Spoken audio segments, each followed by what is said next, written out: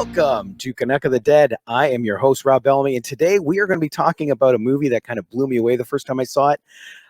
Blood in the Snow. I remember it vividly, and it has stuck with me. I still have my copy, which this guy still has not signed, but we are going to take care of that very soon. I want to welcome Mikey McMurran from Secret Santa. How you doing, Mikey? Hey, buddy. Thanks for having me. That's a kick-ass intro, by the way. I usually, if I do a podcast, it's the intro is added in later. So to actually be part of it got me amped.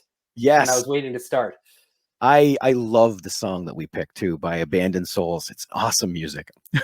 Yeah, the montage was great. It's they should do that more. I feel like in a podcast, it's usually like they add that stuff in later. I was like, this is like a true intro.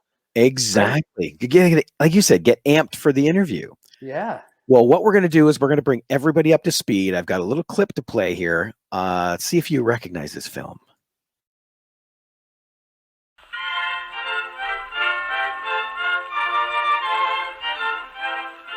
Let's get the Secret Santa party started. It's Christmas time. Merry Christmas from your Secret Santa. That special time of year when people come together. A power drill. But someone has other plans. Oh, great. Exactly what I asked for. A meat cleaver. I didn't get you that. And has brought their own version of holiday cheer. Gardening shears? This Christmas. You better shout. You better cry. You better pout. I'm telling you why.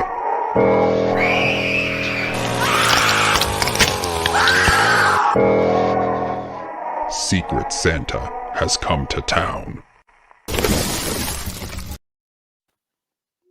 Man, I love that trailer. Get the spirit. Yes, and I still remember vividly the first time I saw that was that Shock Stock. Right. When you and Brent were there at the table and had that little trailer playing. How did this start? Because, like I said, I met you just before you guys started. Well, you'd gotten some of the filming done. Yeah, this takes us back a long time because we started shooting it in January of 2015. So we were in casting and pre-production through 2014. Yeah, it's been so long ago now, like about 7 years, which is crazy to think. I guess because 2020 has felt like a very long 5 years in itself. But Exactly. yeah, I guess it started. I remember we were having like a family gift exchange, and I just kind of came up with that kind of morbid idea for like Secret Santa. Like you open your present, it's the weapon you're going to get killed with. And that Christmas, I was especially just angry and frustrated with the holiday season because I worked in retail and just felt like I was going a little crazy. So I guess there's like some therapeutic aspect to it, I guess. And so I wrote the script, and I had worked with Keegan Chambers and Annette Wozniak and Jeff Almond all before on my prior shorts. And I wrote the 3 roles that they play for them in the script. I had every intention of having them playing those roles. I even let them have a little bit of input. I would send them pages of the script and ask what they thought of it.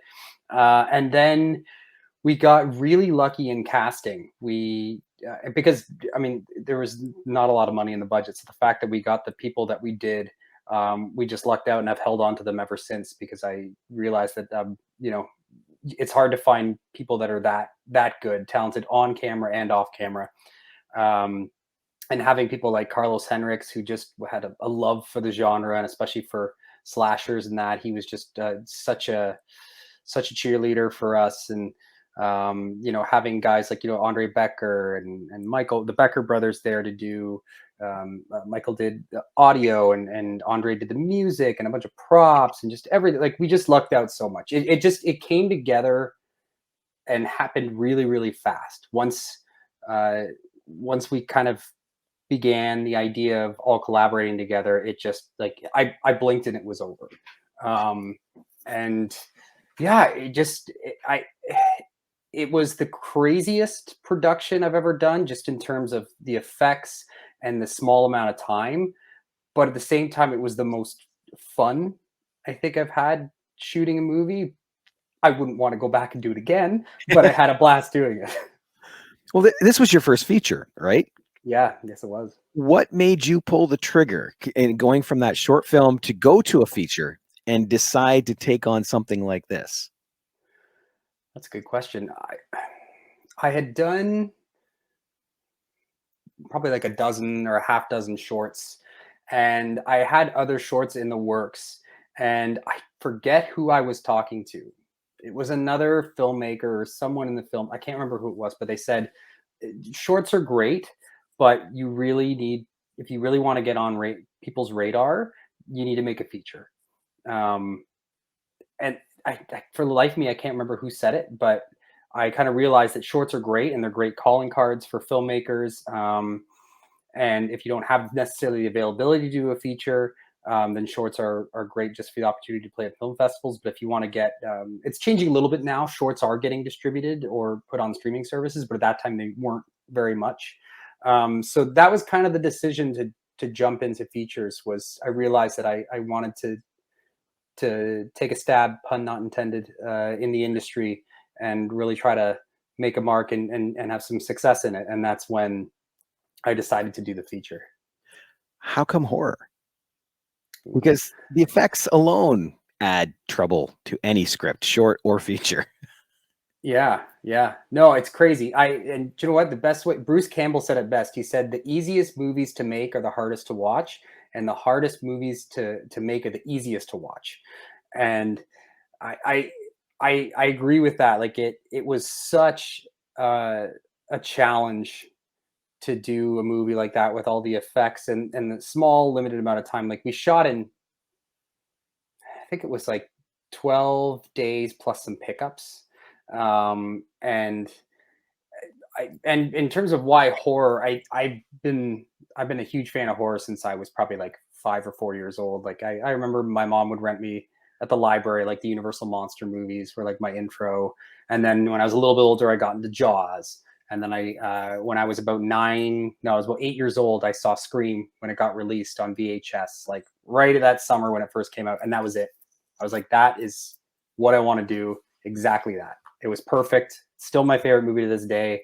And I mean, if you watch Secret Santa, like you can see that there's some little tones, not comparing myself to Wes Craven and Kevin Williamson in any way, but I try to capture that the scares, but the humor that come with that slasher. And I try to emulate or to make that a goal is to try and get as close to that level as possible. And and then I was going to go into acting. Thank God I didn't do that because I'm not very good at it.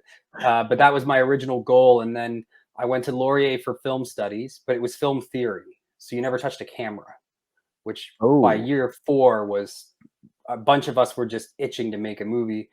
And just out of happenstance, the Fringe Festival that is at Laurier every year, they do plays. They decided this is the first year they're going to do short films.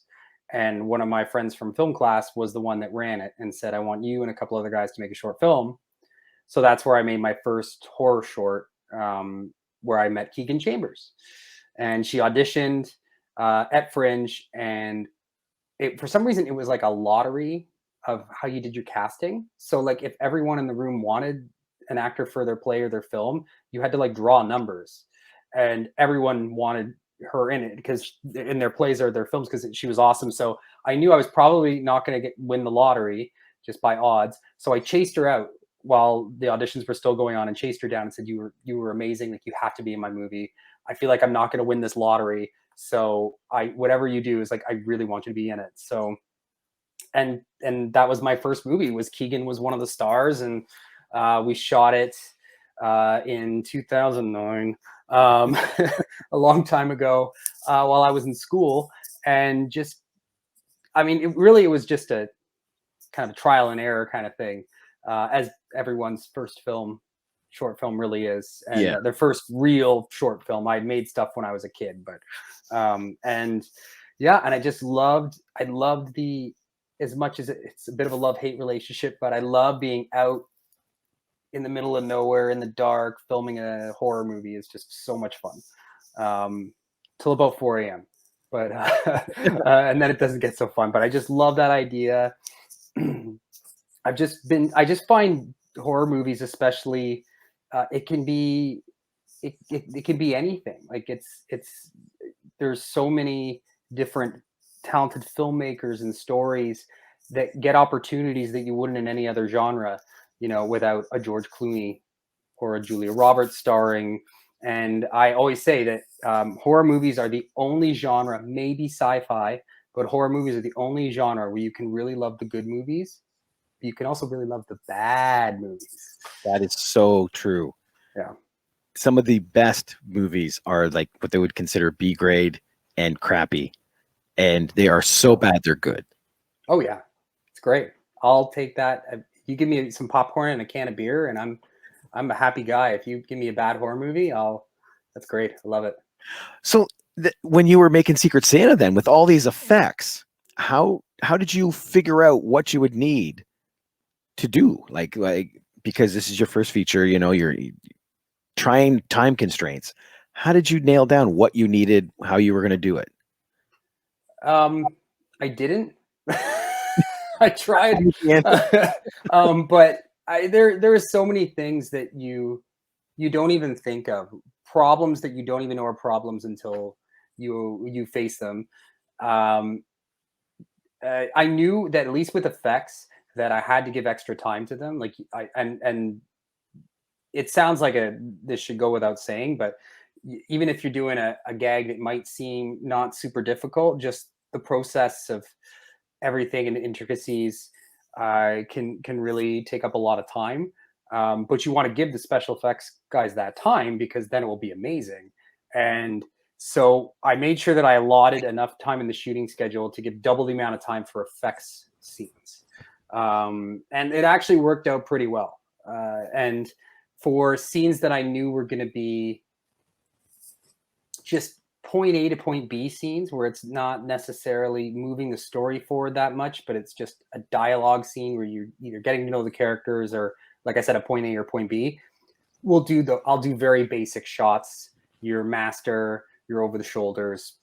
If we have time, maybe go for something quirky, but when you have that little time, you really want to save the cool shots for the big scenes.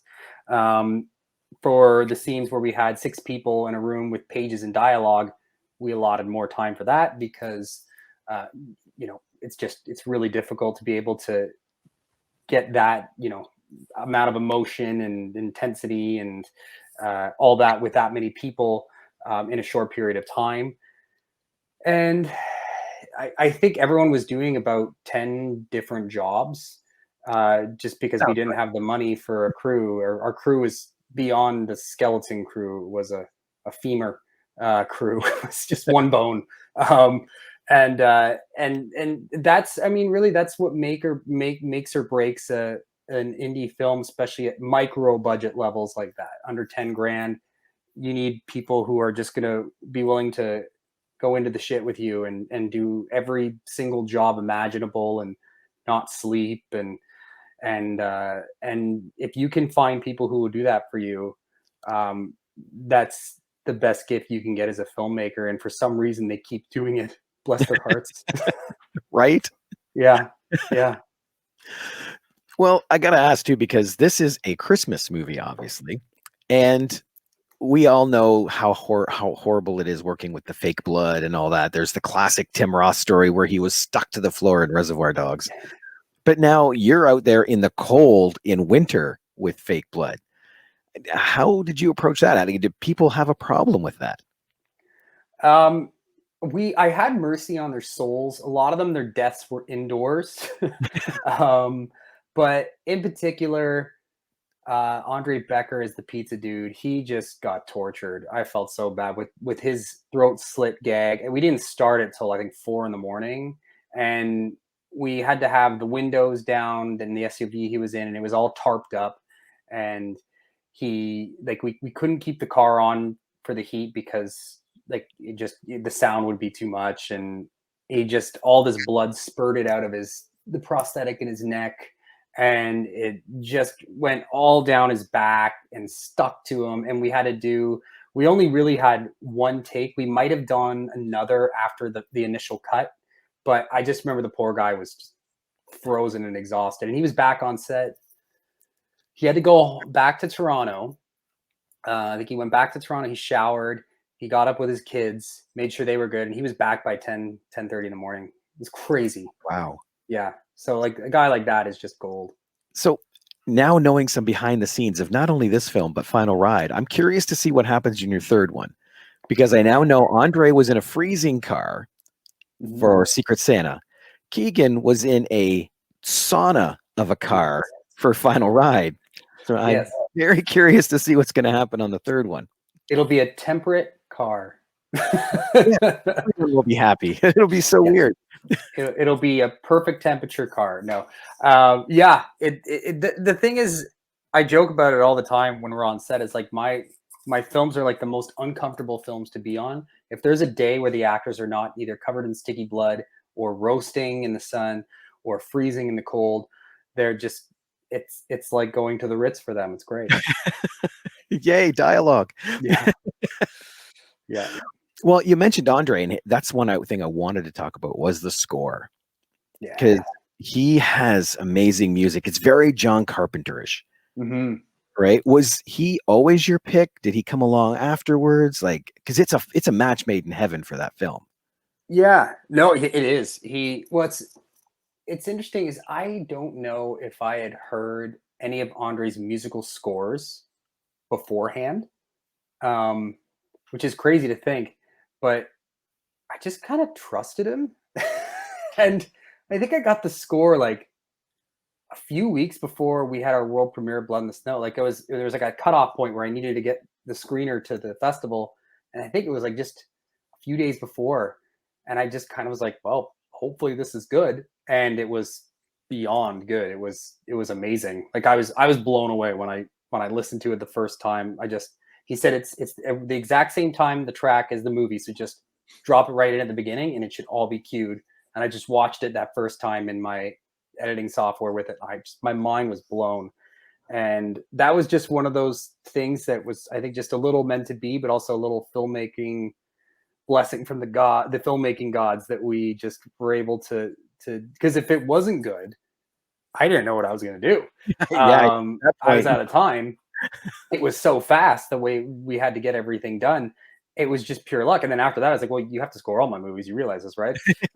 Like you kind of screwed yourself. Now you have to do it every single time. But yeah, and he did score for the Final Ride, and he's done other scores. And it's funny because when we wrapped shooting on Secret Santa in principal photography at the end of March, we got a snowstorm at the end of March, which was just like awesome. Everyone else besides our crew were pissed. And I was like, this is perfect because we needed an extra day or two of shooting. So we finished in March. We went directly to Shock Stock to promote it. I cut a trailer. And then we were in post in the summer.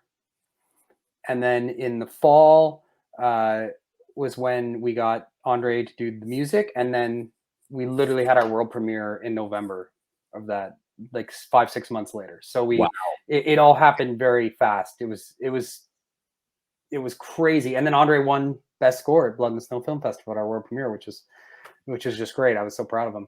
That's what I mean. Like that score I can't even pick the right words. Like that movie would be so different if it had different music. Yeah. It really would. I'll call it scrumptious. I have no idea what that means, but I love that word. It's that good. It's that good you can taste it. Okay, I like that. There you go. But yeah. He has those tones just like Carpenter, where they're simple music, but it's so ominous, you know. Yeah. He earned that award that year, that with hands down. Oh yeah, it was funny that the poor guy, he was sitting at the back. They were doing the awards, and he told me after, he's like, I didn't think I had any chance of winning. So he's in the back having a drink, and it's like loud in there. And they announce him. We're at the front, and they announce him. And I was like, so we have to go get him. So we ran down into the bar. We're like, dude, you won. And he was like, what? You get up. Like, they're waiting for you at the front. There's like 100 people waiting at the front for you. So that was great. I was just, I was so proud and so glad that worked out. And it's true. It's a very Carpenter-esque score. And then when he went on to do my other work, like he had a very kind of similar Carpenter tone, but at the same time so different, that I was just so happy. He's so talented. He really is. That's excellent. So with this group that you have now, because like you said, when you find people that you have a good time working with, do you keep them? And it's like, well, yes, obviously. How many further plans do you have with these people? Well, it's interesting you say that, Rob, because actually at your festival, at Chatham Kent Festival a couple weeks ago, I had one project kind of slowly in the works, and now I might have two. Really? With some new collaborators, and which all happened from just going to the festival and then going out for a drink with you guys and some other filmmakers afterwards, which is why I tell young filmmakers, network as much as you can, go to all the events and festivals, because you never know what's going to happen. So I wrote a certain holiday horror film that is not a sequel to Secret Santa, that I wrote a lot of parts for the actors that I've worked with before. And I mean, why wouldn't you? If filmmaking is hard enough as it is, if you have people you trust and you work great with, and they have an excellent attitude and a great work ethic, use them again. If you know that they're going to kill it, just keep using them. It's kind of a little tribe that I have with them. And it's almost like a big party in a way. Like we're a little filmmaking family. It's a big party every time we get together. It's been a while, but it's such a great feeling to have kind of a group of people, just on a smaller scale. But other filmmakers have it. Like Edgar Wright has it, and Rob Zombie has it, and so I can see why filmmakers do it. I do it because I just trust those people. We work great together, and they're gonna give you excellent work. No, that is so true. Now, with Secret Santa, was there anything that you had wanted to put in the film that time or budget or, environment did not allow you to do? Yeah, more death. Yeah. Yeah. So I originally, and that's one of the criticisms I get. Not that I try to read or take personally too many reviews, because it's also subjective, but one of the kind of consistent things I get was that there's a bit of a lull with no deaths in the middle. And originally I had an idea for one or two more deaths that we just didn't have the money for. Like I didn't even know if I wrote them, but they were kind of just throwaway characters, like the next door neighbor or something like that. And we just kind of ran out of money to do it. They were kind of not an afterthought, but they were like, in an ideal world, we could do this, but we just didn't have the time to do it.